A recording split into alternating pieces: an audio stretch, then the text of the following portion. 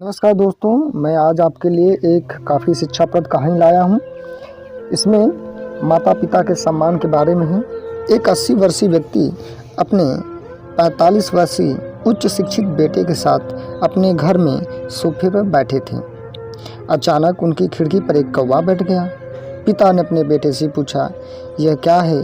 बेटे ने जवाब दिया, यह एक कौवा है। कुछ मिनटों के बाद पिता ने अपने बेटे से दूसरी बार पूछा, यह क्या है? बेटे ने कहा, पिता, मैंने अभी अभी आपको बताया ना, यह कौवा है। थोड़ी देर बाद बूढ़े पिता ने फिर से अपने बेटे से तीसरी बार पूछा, यह क्या है? इस समय बेटे के स्वर में कुछ जलन सी महसूस हुई। तब उसने अपने पिता से झुलझुलाते हुए बोला, यह एक कौवा है, एक कौवा। थोड़ी देर बाद पिता ने फिर से अपने बेटे से चौथी बार पूछा, यह क्या है? इस बार बेटा अपने पिता पर चिल्लाया, आप मुझसे बार बार एक ही सवाल क्यों पूछते रहते हैं? हालांकि मैंने आपको कई बार बता चुका हूं कि यह एक कौवा है। क्या आपको मेरी बात समझ नहीं आ रही है? थोड़ी देर बाद पिता अपने कमरे में गए और एक पुरानी डायरी लेकर वापस आए, जिसे उन्होंने अपने बेटे के जन्म के बाद से बना रखी थी। एक पेज खोलने के बाद उन्होंने अपने बेटे को उस पेज को पढ़ने के लिए कहा। जब बेटे ने उसे पढ़ा तो निम्नलिखित शब्द डायरी में लिखे गए थे। वो क्या थे?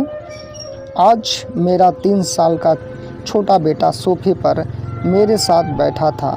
जब खिड़की पर एक कौवा बैठा था, मेरे बेटे ने मुझसे 23 बार पूछा कि यह क्या है और मैंने उसे 23 बार जवाब दिया कि यह एक कौवा था। मैंने उसे हर बार प्यार से गले लगाया और उसने मुझसे 23 बार फिर से वही सवाल पूछा। मुझे इस बात से बिल्कुल भी चिढ़ नहीं हुई कि मैंने अपने मासूम बच्चे के लिए प्यार महसूस किया है, जबकि छोटे बच्चे ने उससे 23 बार पूछा, यह क्या है, यह क्या है? पिता को 23 बार पूरे सवाल का जवाब देने में कोई जलन महसूस नहीं हुई। और आज जब पिता ने अपने बेटे से सिर्फ 4 बार यही सवाल पूछा तो बेटे को चिढ़ और गुस्सा महसूस हुआ। इसे पढ़कर उस बेटे को अपने किए गए व्यवहार का पता चल गया था, जिससे चलते वह अब मन ही मन बहुत शर्मिंदा हो रहा था।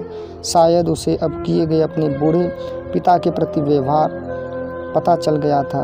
इसलिए यदि आपके माता पिता जब बुढ़ापे में हों, उन्हें न तो पीछे छोड़ें और न ही उन्हें बोझ के रूप में देखें।